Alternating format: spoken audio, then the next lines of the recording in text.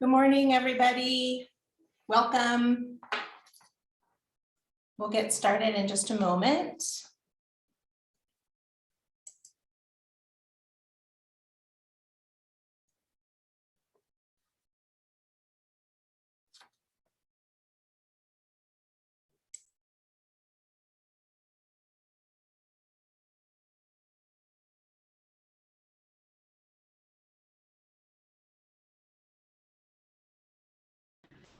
Okay, we have turned up our sound here.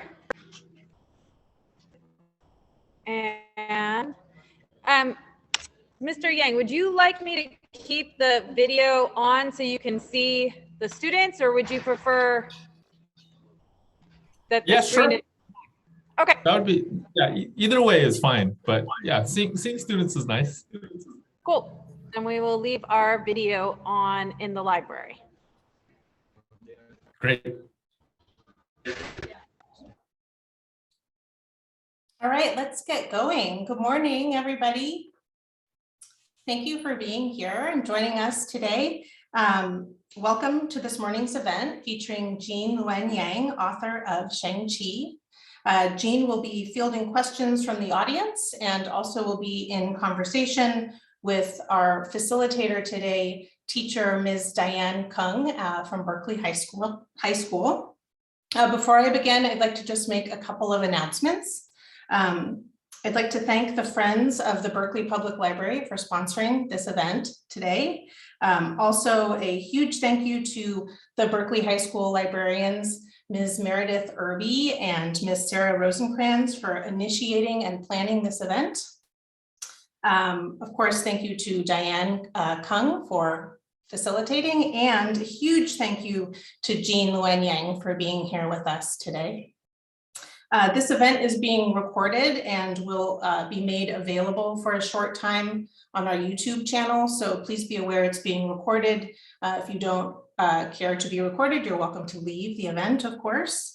If you have questions for Jean today, please submit them in the Q&A and we will get to them as we're able. And Diane, if you could kick us off, please. Thank you, Sierra. I am so excited to be here. I want to thank the librarians for inviting me to participate in this event, and I am so excited to be in the company of Luen Yang. I'm going to start off by giving you all some background on this incredible author. So Luen Yang is the award-winning author of multiple graphic novels, including American-Born Chinese, Dragon Hoops, Superman Smashes the Klan, personal favorite of mine, and most recently, Shang-Chi. He is a Bay Area native, a former classroom teacher at Bishop O'Dowd, and former ambassador for young people's literature. His work explores the themes of identity, belonging, and self-acceptance. We are so excited to have Jean here today to discuss his latest work and the reclamation and representation of the original Shang-Chi character in the Marvel Universe. And Mr. Yang, I'm going to hand it over to you. Thank you so much for being here. I'm excited to hear your talk. Thank you, Ms. Kung. Thank you all for inviting me. It really is an honor and a pleasure to get to spend some time this morning with you, even though it's through a screen. So I'm going to start by sharing a PowerPoint with you.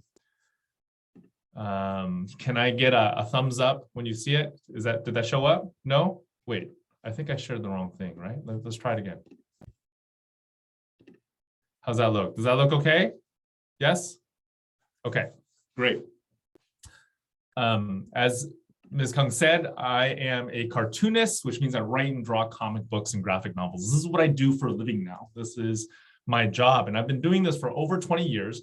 Here are some of the books that I've done. So for some of these books, I only do the writing. For others, I do both the writing and the drawing. So on this specific slide, the books at the top are the ones that I both wrote and drew, and the books at the bottom are the ones that I only wrote and they were drawn by these amazing cartoonists that were willing to work with me. All of the books on this slide are what are called creator-owned books, which means I came up with the stories, I came up with the characters, I came up with the worlds, but I do also have the privilege of working in other people's worlds with other people's characters. So for example, I got to write these 5 books right here. Avatar: The Last Airbender is a show that aired on Nickelodeon from 2005 to 2008. And after the show went off the air, they decided to continue the story as a series of graphic novels. Nickelodeon approached a company called Dark Horse Comics, one of the biggest comic book companies in America. And together they put this book series together. They asked me to write the first 5 volumes of this series, and I jumped at the chance because I am a huge fan of Avatar. If you haven't seen this show yet, you owe it to yourself to go and find it. It is, to my mind, the best animated series that America has ever produced. And the best part of this gig is we got to answer these questions that were left open by the original television series. Like, for example, in volume 2 of our comics, we tell you what happens to Zuko's mom. It was a ton of fun to work on.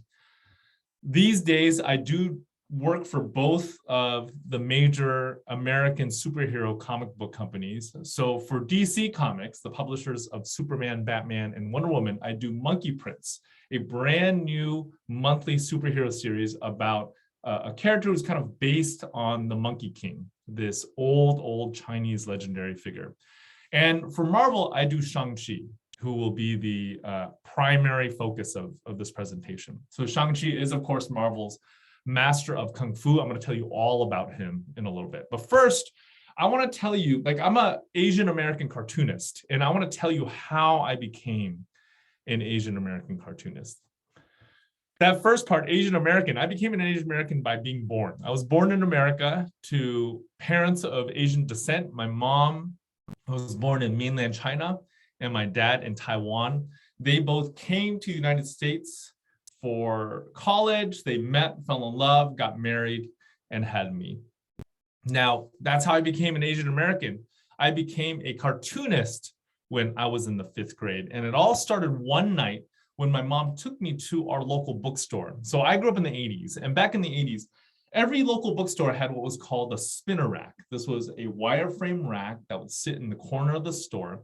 It would carry a month's worth of comics, and you could spin the whole thing so you could see all the comics.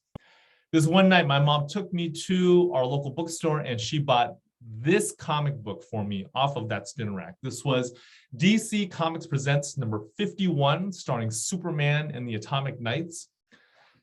I took this book home and I read it, and it blew my mind because this book was about, the story was about the atomic bomb falling. So in the story, the atomic bomb falls in 1986.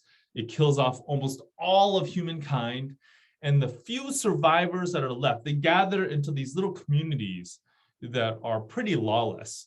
So a group of men have to get together. They dress up in medieval style armor.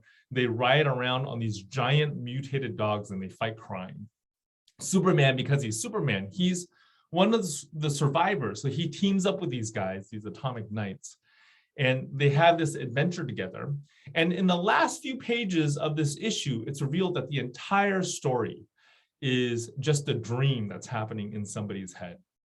But that did not stop this book from just completely freaking me out. I stayed up nights thinking about this, thinking about Superman, thinking about Atomic Knights, thinking about the atomic bomb, about mutated dogs, and about comic books, about how these drawings on a page did something inside my head that had never been done before. And pretty soon after this, I became an avid comic book collector. I have to tell you, like I said earlier, there are these 2 comic book companies in America. There's Marvel and DC. They've had a decades-long rivalry. I have to tell you right now, it seems like Marvel is winning.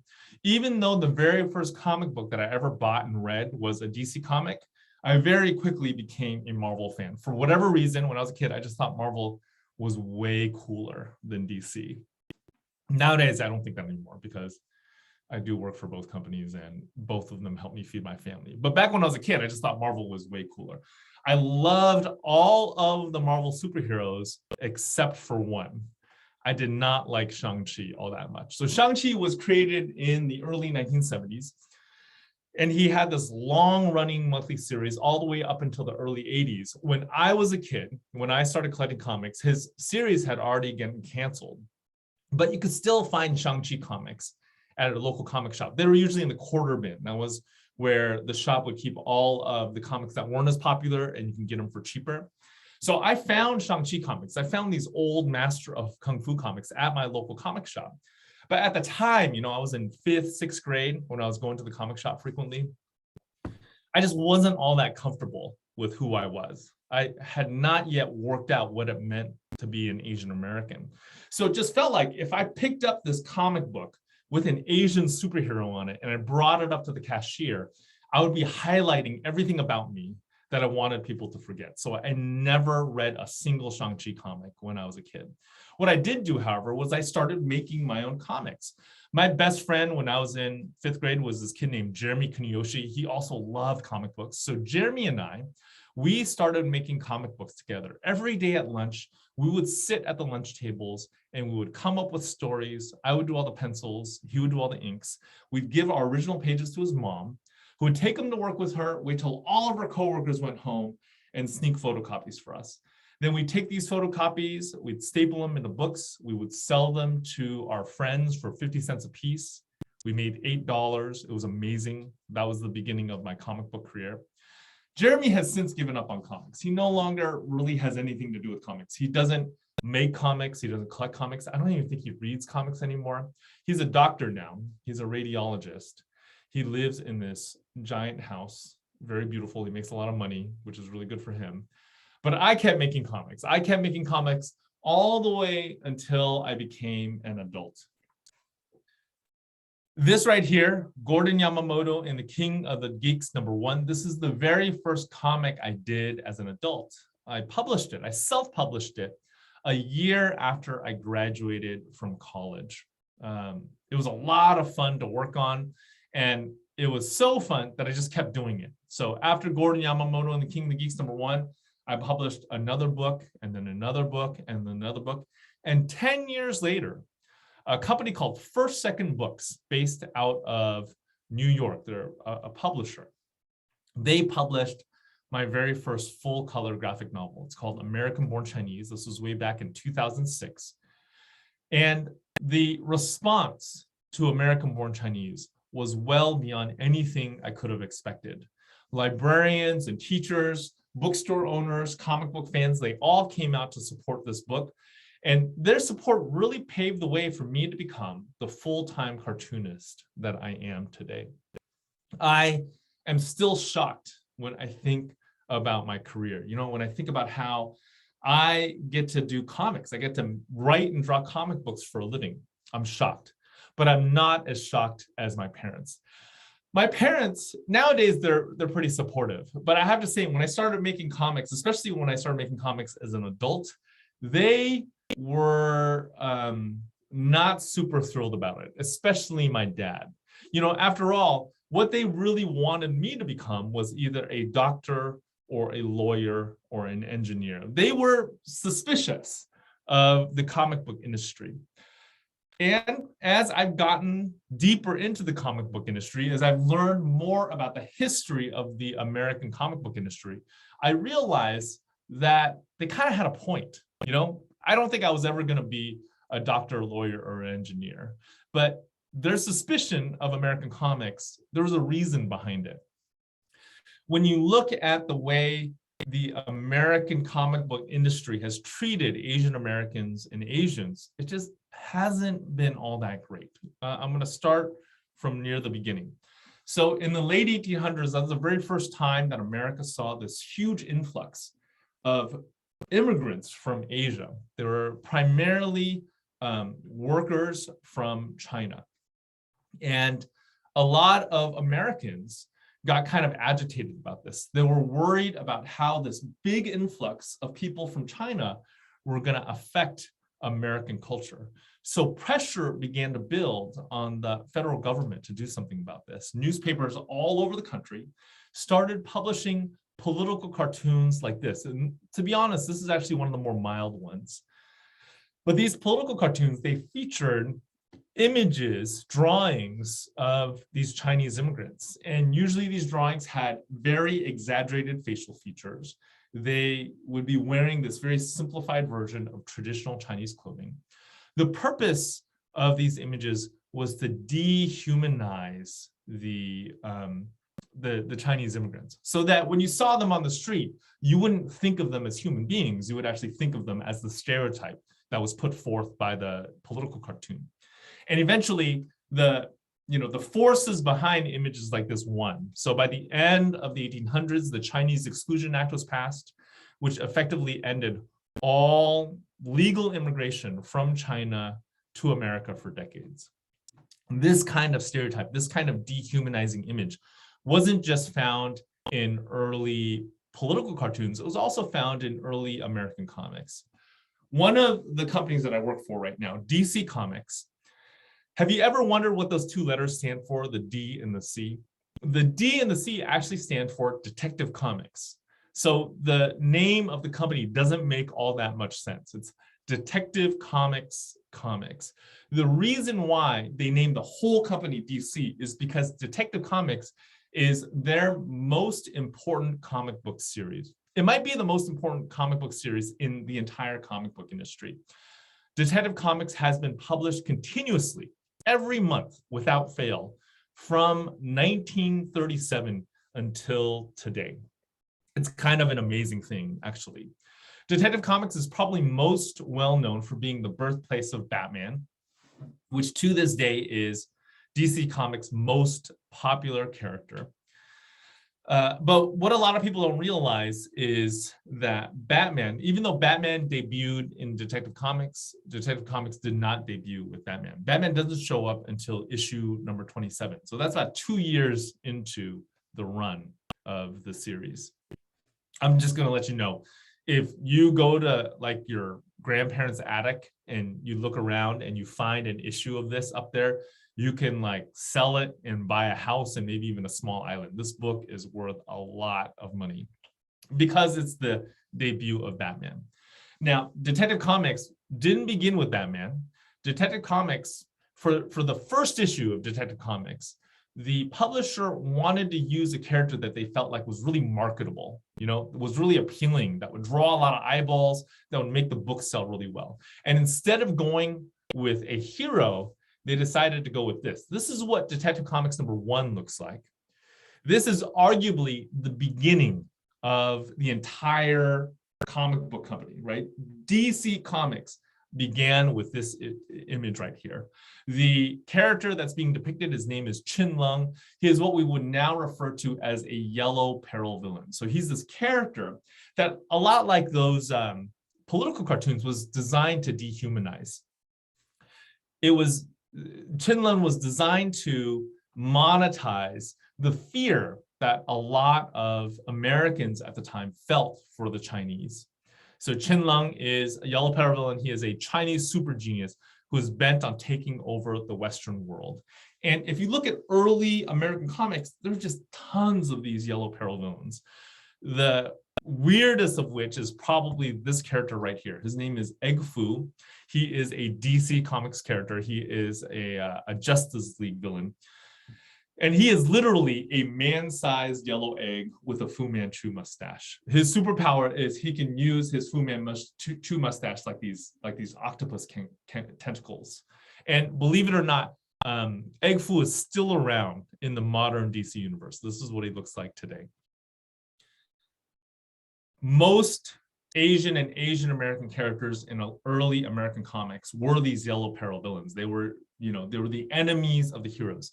Every now and then, though, an Asian character did cross over to the hero side, but even then, their depictions were often pretty rough. I'll give you an example right here. So during World War II, one of the most popular superhero groups being published were called the Black Hawks. They were these superhero pilots, and they were being published by a company called Quality Comics. Eventually, Quality Comics folded, and these characters got bought by DC Comics. So the Black Hawks are now part of the DC universe.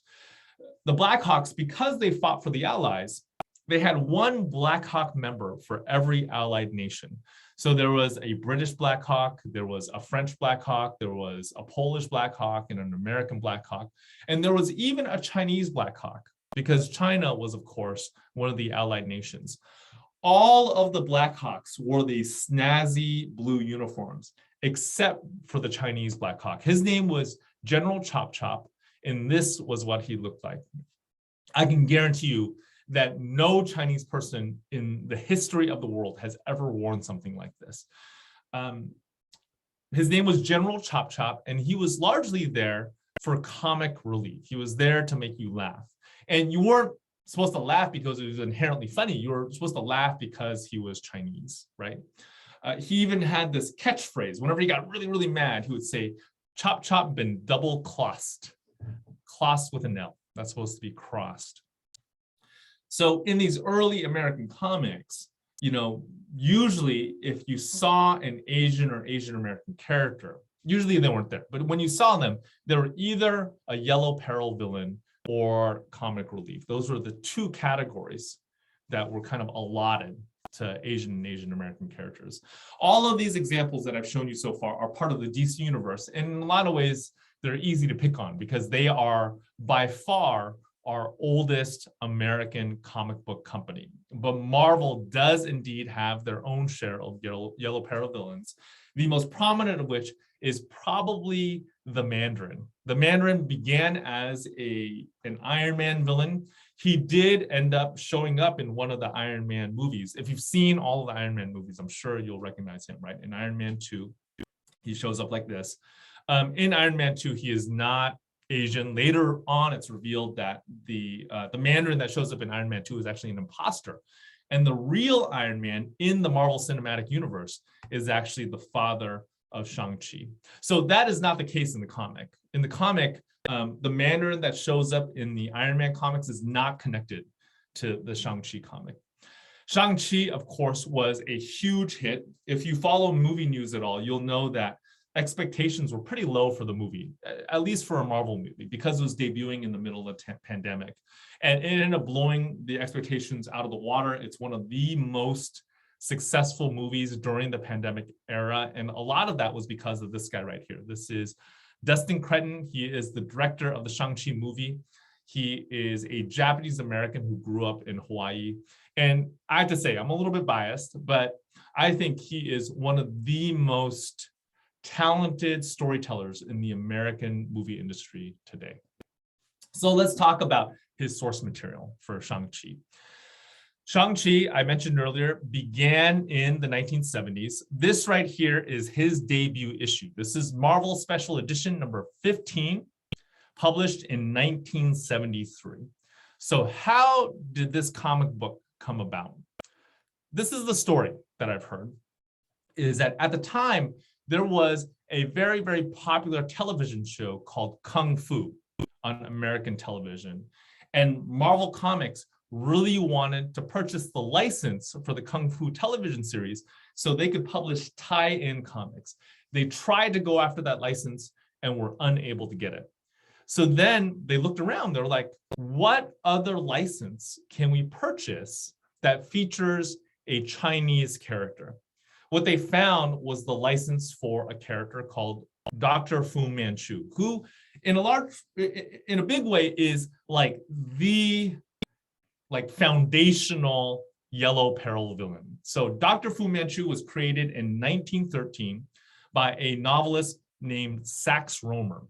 And Sax Rohmer designed him to be like, in his own words, a Chinese devil. He is a Chinese supervillain bent on taking over the Western world. He is the embodiment of evil. Dr. Fu Manchu ended up being this incredibly, incredibly popular character. Sax Rohmer published one novel after another. He made a ton of money with these Dr. Fu Manchu novels. And later on in an interview, when he was asked, how did you come up with this idea for Dr. Fu Manchu? He said that one night he was in front of an Ouija board and he asked the Ouija board, how am I gonna get rich? And that Ouija board spelled out the word Chinaman. So he came up with Dr. Fu Manchu. Dr. Fu Manchu was so successful in his novels that they adapted him into a series of movies that were also incredibly successful. In nearly all of the Dr. Fu Manchu movies, the character himself was actually played by a white actor in yellowface, in makeup that, attempted to make him look Asian. So this was the license that Marvel Comics purchased in the early 1970s. But Fu Manchu is a villain. They needed a hero, right, for Fu Manchu to face off against. So they created a brand new character named Shang-Chi. In the original story, he is the son of Fu Manchu. And the entire plot is about how the son of Fu Manchu works with these British secret agents, like sort of like the Marvel version of James Bond, in an attempt to take down his evil father. When I said yes to Marvel about writing the monthly Shang-Chi comic, I read through, for the very first time, really, I read through a lot of those old Shang-Chi comics from the 1970s and early 80s. And I have to say, there's some things that I like about those comics. So for example, the primary artist on those early Shang-Chi comics is a guy named Paul Galassi, and he is an incredible artist. He has a real sense of storytelling. The way he composes his fight scenes, I found incredibly interesting. Nowadays in American comics today, you'll see a lot of these sorts of transitions. This is what we call a moment-to-moment transition. It's like the comics version of a slow-mo shot. And he did these to great effect. Like when you read these early Shang-Chi comics, a lot of these action sequences are just really fun to read because he does a lot of these moment-to-moment transitions. The other thing he did was he pulled from a variety of different inspirations. So a lot of comic book artists of his time in the 1970s, they only looked at other comics for inspiration. But what Paul Galassi did was he looked at like all sorts of different kinds of art. Like for example, in this particular panel, he's actually drawing from these street art traditions, graffiti traditions to do the composition. And a lot of that I thought was very much ahead of its time. The other thing that I really appreciate about these old Shang-Chi comics is that Shang-Chi is presented as romantically desirable. And this was virtually unheard of in early American comic book industries. Like an Asian or Asian American male character being romantically desirable. Usually Asian American male characters were either yellow peril villains or comic relief, right? Neither of them are desirable. But Shang-Chi, he was a little bit of a ladies' man. That was, I can't think of another character from that era that was kind of a, that was actually romantic like that. Like I actually got involved in relationships like that. So all of those things I felt like were ahead of their time. Those are all things that I could appreciate about those old Shang-Chi comics. By and large, though, those comics are really rough. And I think when I boil down the problem with those comics, I would land on this. I think ultimately those Shang-Chi comics go against what makes Marvel Marvel. The reason why we all love Marvel comics, the reason why we all love those Marvel movies is because at the heart of what a Marvel story is it's about a superpowered character who is deeply relatable. I think Spider-Man is the quintessential Marvel character. And if you think about why we all love Spider-Man, it's because in those Spider-Man stories, both in the comics and the movies, they show him struggling to pay his bills. They show him struggling to take care of his Aunt May. They show him like doing laundry, And when Spider-Man debuted in the 1960s, we had never seen a superhero do that kind of stuff. He is deeply relatable. So Marvel Comics, what they want you to do is they want you to imagine yourself in the shoes underneath the mask of that superhero. They want their characters to be really, really human. They want them to have understandable human desires, human flaws, and also superpowers. So in a lot of ways, Marvel heroes, unlike early DC heroes like Batman, Superman, and Wonder Woman, Marvel heroes invite you to step into the hero's costume. They want you to identify with the hero, right? Spider-Man, they want you to think, what would it be like if I were underneath that mask? And I would argue that early Shang-Chi comics, the appeal of the comics are completely different. They go against the character of the Marvel universe. They go against that Marvel ethos. If you read these early Shang-Chi comics, the appeal doesn't come from the reader relating to Shang-Chi, the reader imagining themselves as Shang-Chi. The appeal really is about this, they call him this in those early comics, this Chinaman doing these incredible feats of Kung Fu. And then the supporting characters and the reader staring at this spectacle of this Chinaman doing Kung Fu. Shang-Chi often doesn't say a lot of words. We do get a glimpse into his inner thoughts, but it's not the same thing as Spider-Man. He's not meant to be related to. He's meant to be looked at. He's meant to be stared at. He's not a character that you step into. He's a spectacle that you're supposed to watch. So with the art team that I'm working with on the Shang-Chi monthly series, I'm working with an artist right now named Marcus Tu, and then this other incredible artist named DK Ruan handled the first maybe dozen or so issues. Our mission is really, we want to bring Shang-Chi back into the Marvel sensibility. We want to apply the Marvel way of doing things to Shang-Chi. So we want him to be deeply, deeply relatable. We want you to see his human flaws. We want you to see his human desires. And we did this in a few ways. Number one is, in the very first story arc, we gave him a regular job. We had him working at a bakery in San Francisco, Chinatown. Here he is with his boss. And he's doing the same things that a lot of normal non-superhero humans do, right? He's working a 9-to-5. He's trying to figure out how to pay his rent. He is trying to get along with his coworkers. The other thing we did was we expanded his supporting cast by giving him a group of siblings. So these siblings are also like him. They like wear costumes, and they have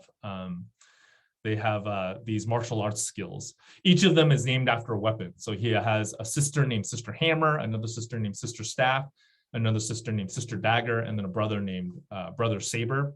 But with his siblings, we're trying to build like as realistic of a sibling relationship as we can. So they bicker, but sometimes they're each other's best friends. They will also argue about how to relate with their dad.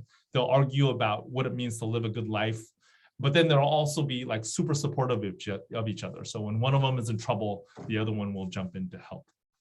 All of that, those of us who have siblings, we know what it's like to have that weird frenemy relationship, right? Where they are often both the closest person to us and also the most aggravating. We want that for Shang-Chi to make him as relatable as possible. So far, people seem to have supported the book. I am incredibly grateful, as are the artists that I've been working with. And things have been, people have been so supportive that we're going to end up relaunching the series in July with a brand new #1. So the series title is going to go from Shang-Chi to Shang-Chi and the 10 Rings. The 10 rings that show up in the movie, the ones that he wears on his wrists, those have never shown up in the comics. We're bringing those into the comics right now. And we're going to have a story where the 10 rings really take center stage.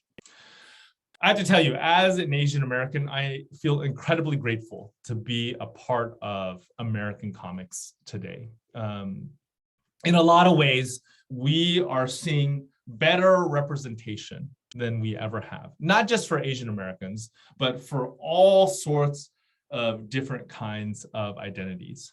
Just last year, Marvel put out a book called Marvel Voices, and DC put out a book called DC Festival of Heroes. Both of these were anthology books that were all about Asian American superheroes by Asian American creators. When I was a kid in the 80s, I don't think either universe had enough Asian or Asian American superheroes to put out books like this. In a lot of ways, superheroes are about goodness. They're about human ideals. And I think that's why today there's this big push for diversity in our superhero comics, because we want to read stories that affirm the underlying truth that everybody can reach the human ideal, regardless of who we are, what we look like, right? Everybody can reach that human ideal. And I'm thrilled to be a part of a comic book industry that is moving in that direction. Let me end with just a kind of a small, unrelated announcement. So one of the really exciting things that has happened, and one of the reasons why I've been really busy lately, is that Disney Plus has signed to do an adaptation of American Born Chinese, the graphic novel that I did way back in 2006. It'll be adapted into an 8-episode season, no release date yet. But one of the things that I feel so lucky about is that the director of the pilot episode is actually Dustin Cretton, the director of Shang-Chi. And because he's involved, he was able to pull in this incredible cast. I can't wait for you all to check out the pilot of American Born Chinese. I think Dustin, like I said, is one of the most creative and talented individuals working in American storytelling today. I think he's going to do a great job. Okay, let me end there. I'm going to stop sharing my screen. Do you have any questions that I can answer for you? Hi, Jean. First of all, I want to thank you for that excellent presentation. I learned a lot. Thank you for sharing that history of just DC and Marvel and just how Asian Americans have been represented throughout time. I also want to congratulate you on this Disney Plus series. That's super, super exciting. And I actually can't wait to watch it with my child when it comes out. So we have a couple of questions from our U9, our freshmen, who are all in different hives. And we have one from Anna, Ava, Ty, and Ian from Hive 6. And they want to know what inspired you to reclaim Shang-Chi instead of creating like a brand new character, like a brand new Asian character. Yeah, that's a great question and something that a lot of comic book creators talk about. So for Shang-Chi specifically, the editor of Shang-Chi, his name is Darren Shan. He's been working for Marvel for years. So he also edits the Doctor Strange comic. He edits the Eternals comic. He approached me. So he asked me to put in a proposal. He said that this was shortly after the movie had been announced. They wanted Shang-Chi comics to come out to coincide with the movie. So Shang-Chi, before that movie came out, he wasn't even like a B-list or C-list character. He really was like a D-list character in the Marvel universe. People just, outside of hardcore Marvel comic book fans, people just had not heard of him. But once they announced the Shang-Chi movie, Marvel Comics wanted to put out a comic book series. Darren called me up and asked me to put in a proposal. Darren is a lot like me. So he is a Chinese American. He grew up in New York, whereas I grew up in the West Coast. And it's the same thing. So when he went to his local comic shop, he also tried to avoid those Shang-Chi comics. And for both of us, we thought because Shang-Chi was being folded into the Marvel Cinematic Universe, he was going to become, for better or worse, he was going to become the most well-known Asian American superhero, at least for now, right? At least until Ms. Marvel debuts on Disney Plus. And because of that, we felt like it was an opportunity. It was an opportunity to put an Asian American stamp on this character that really was, like, frankly, problematic from his origin, the son of Fu Manchu.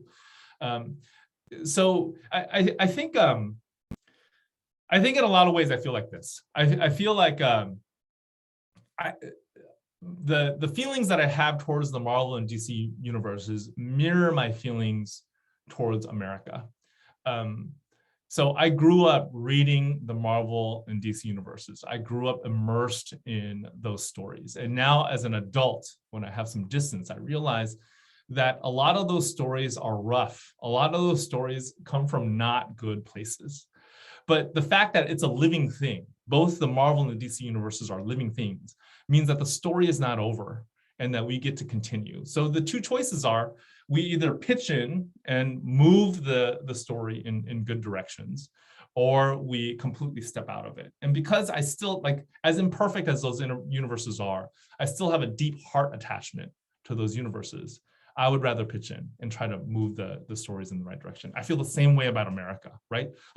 Like America, if you think of it as a story, the American story is rougher, is much rougher than the DC and Marvel stories. But ultimately, we either step out of it or we pitch in and we move the story in the direction that we want to see it go. Thank you. I really love what you said about the fact that the story is not over, and it must feel great to have this opportunity to continue to write that story. So thank you for sharing those thoughts. We have about 6 minutes left, and I wanted to present another question from Sophia and Allison from Hive 4. So you did talk about the Shang-Chi movie and how the comic books developed from it. Have you seen? I assume you've seen the Shang-Chi movies. And how did you feel when you watched it? What were your thoughts about the movie? Yeah, it was so the short answer is I really loved it. I thought it was great. I love that bus fight scene. You know, I thought it was so amazing. I thought they did such a great job like with the choreography and stuff. And we're really lucky. The fight choreographer for Shang-Chi agreed to work on the American Born Chinese show too. So there's only a little bit of kung fu in the book. There'll be more in the show, and all of it will be choreographed by the same guys. This guy named Peng, who's amazing. Marvel is kind of an unusual company in that there are these two sides. There is the movie side and the comic side. I, of course, am in the comic side, and there is this wall that separates the two. So I didn't get early access to that movie or anything, and I would only hear bits and pieces. The vast majority of what I knew is what everybody knew about that movie. So the very first time I saw the movie in full was on opening day at my local theater. And I think because of those early Shang-Chi comics, because those early Shang-Chi comics were so rough, if you look at the early comics and then you watch the movie, you'll see that there's not a ton of overlap. There just wasn't a ton of stuff that Dustin was able to pull, right? And put into a movie for an audience in the 2020s. It's the same with the comics too. Like the comics that I'm writing, there's not a lot that I could pull from those old comics from the 1970s. So there really was this weird disconnect, right? I think if it was Spider-Man or another character like that, there'd be much more overlap between the comic and the movie. But because there wasn't a lot to pull from our common source, and because there's this wall that was separating the comics from the movies, we really weren't aware of what each other was doing. So when I was watching that movie, I was pleasantly surprised anytime there was an overlap in theme between the movie and the comic. And I think that actually happened. I think there really was this overlap in theme about family, about what it means to be good, and about like the coming together of the world that we live in and the other world. But the actual like details, like Shang-Chi has two little sisters in the comic. They're not the same as the little sister that he has in the movie. All that stuff is different. All the details are different. The themes seem to be the same. Thank you for that explanation. I actually recently just read Shang-Chi #1. I was like, this is nothing like the movie. And so it's nice to hear from you about that. And we were actually, my partner and I, we were talking about, wait, is this the same sister from the movie? And so it sounds like it's not. But it sounds like the next, they're like, you're kind of starting over, right? And you're adding elements from the movie with the 10 rings. So that'll be really exciting to kind of see those two worlds come together. So we have 3 minutes, and I have a question from Autumn, Amon, Josiah, and Tristan from Hive 5, and they just want to know, how has your life been affected by making this, or just I guess making this book, but you know, in general, by just being part of the Marvel universe and having the opportunity to continue to tell the story of Shang-Chi. Yeah, I think if you were to observe me from outside, it wouldn't look all that different. Every day I still do the same thing, right? I sit down at my desk in front of a computer and I type. But what I'm actually typing is a story that's set in the Marvel universe, this universe that I've loved since I've been in the 5th grade. And that part is amazing. I think it's amazing to kind of interact with these characters that I grew up reading. So we had a story arc in Shang-Chi called Shang-Chi versus the Marvel Universe, where he gets into these fights. He got into a fight with Spider-Man, and then with Captain America, with Wolverine. with Thor and with Iron Man. And all those characters I grew up reading, all those characters I got to include in this book. It's just I don't know, if I could go back in time and tell like 12-year-old me that this was going to happen, he would just freak out. So a part of me is still like that, right? There's a 12-year-old inside of me that is just freaking out every day. Yeah, it must be really exciting. And yeah, getting to also, again, I keep going back to what you said about the story continues, and you're continuing these stories. And I'm sure as a 12-year-old, you're like, well, you know, I would have written it this way, and now you can write it, right? And that's pretty neat. So it looks like we actually have till 11:38, and so I'm going to pull another question from our U9. This one is from Quincy, Jose, Jessica, and Faye from High Five, and they ask, does being a part of Marvel feel like a realization of your work, like the heroes in ABC, Secret Coders, and Boxers and Saints? How do you want to grow from that? Yeah, I don't know if realization is necessarily the right word. I do think like there's the big difference between working on books like American Born Chinese and Boxers and Saints and working in the Marvel universe is I have a lot more control with American Born Chinese and Boxers and Saints. And there's something very satisfying about that. So the notes that I get from my editors on those books are suggestions. Whereas with my Marvel stuff, the notes that I get from my editor are not suggestions. I actually have to follow them regardless of how I feel about them. And part of that is because Shang-Chi is part of a shared universe. So this kind of thing hasn't really happened as much in the Marvel universe as in the DC universe while I've been working in them, but I have been working in DC for much longer. But sometimes things that happen in the universe will affect my story. So for example, in DC, I was working on the story where a character called Blue Beetle was a guest star. And I had this 3-issue arc plan after I had written the second issue of that arc and it had been drawn. I got a call from my editor and he was like, Blue Beetle just got turned into a zombie in Batman. So you're gonna have to eject him. You're gonna have to pull him out because he's a zombie now. So that kind of stuff just happens. You know, I have a friend named Greg Pak who's been writing superhero comics for much longer than me. He says writing superhero comics is a lot like improv. Like things will get thrown at you and you just gotta have to figure out how to integrate it into your story. There's a fun in that too. So I would see it, that's the primary divide. On one side, I get a lot more control. On the other side, it's much more like improv and it feels much more collaborative because of that.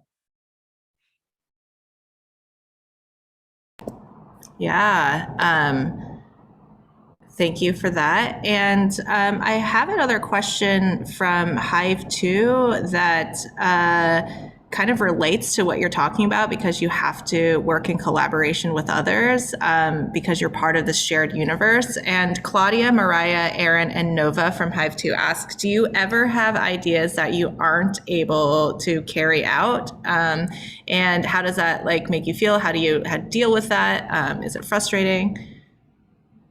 Yeah, all the time. That happens all the time. I think I'm lucky that I have these two different kinds of comics. I have these comics that I have full control over. And in those comics, if I have an idea, I feel like I can carry it out. As long as I have the willpower to get to the very last page, I can carry it out. In Marvel and DC, that's not always the case. Sometimes I'll have an idea and it'll get shot down for whatever reason. Sometimes because the universe won't accommodate it, right? Like something will happen in the universe. Like for example, the Eternals will attack and that'll make it so that I can't do like this fight on a New York street because New York will be taken over by the Eternals. And I don't necessarily feel frustrated by that. Partially because I could carry out my ideas on this other side, but partially also because I feel like it does kind of reflect real life in that way. Like writing in the Marvel universe is kind of like living your life in the real universe. Sometimes things just don't go your way and you kind of have to improv. You have to just figure it out. And I've had experiences where I wanted to do something, I wasn't able to do it.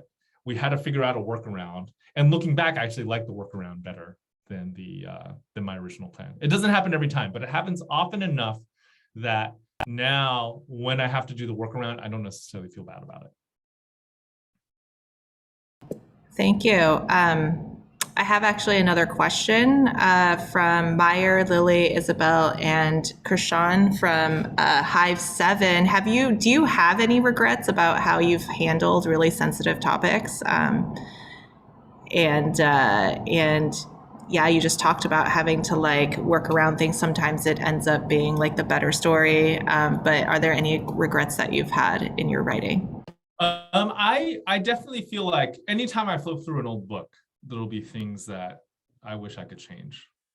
And that's why I generally don't like reading my old stories, you know, and I don't have an exception to that. Every single book that I've done, if I flip through it, I'll be able to point out to you all the things that I wish I could change about it.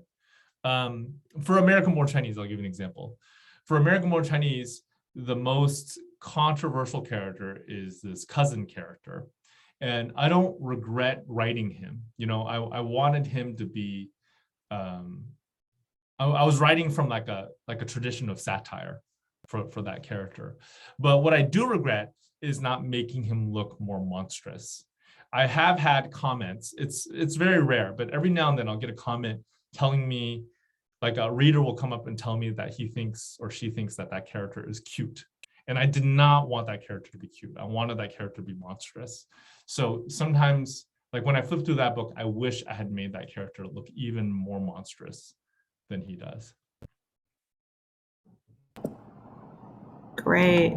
Thank you for sharing that. And we have 3 more minutes left. I'm going to take a question from the chat from Mr. Alex Day and Jeremy from High Five. I don't know if you want to answer this question or if you can. Which universe do you think is stronger, DC or Marvel? You work for both. So any thoughts on that, or is that an uncomfortable question to answer as we wrap up this event? Yeah, that's like choosing a favorite parent. That's what it kind of feels like. I'll say this is definitely a Weasley answer where I'm not answering, but they did have a series of comics that address this. It's called Amalgam Comics. They came out in the late 90s or early 2000s. I can't remember, but you can Google it. And it's where the 2 universes did come together and they got into this big fight. So they had all of these different matchups. I think they had Wolverine going up against Batman. They had the Hulk going up against Superman. And they had this voting system where you could call in to vote on who would win. So you can actually get an answer to that question by tracking down those comics and reading them. They will tell you whether Marvel or DC is more powerful. Wow, that is incredible. Almost like an American Idol of comic books. So we are at the end of our event. I really want to thank you for sharing what you did about Shang-Chi and its history. Thank you for answering the questions of our students. Sierra, am I supposed to pass it to you? I just wanted to also thank Jean so much for being here today. I also learned so much. It was a really fantastic presentation. Thank you for your time, for joining us.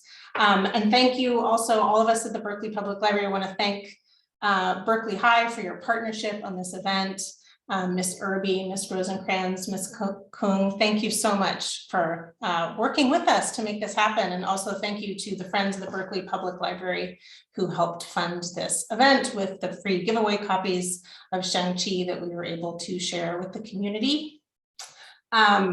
This weekend or tomorrow actually is Free Comic Book Day. So there's free comics being given away at all locations of the Berkeley Public Library. Please come join us. There'll be button making happening at the Central Library and at the West Branch Library. So come pick up some free comics. Also, the Bay Area Book Festival is happening all weekend in downtown Berkeley. So I hope that you can check that out. And thank you. That was a fabulous, fabulous talk. Thank you so much. Thank you. Thank you so much for inviting me. Thank you, everyone. Thank you. Hope you all keep reading comics and books in general. Thank you so much.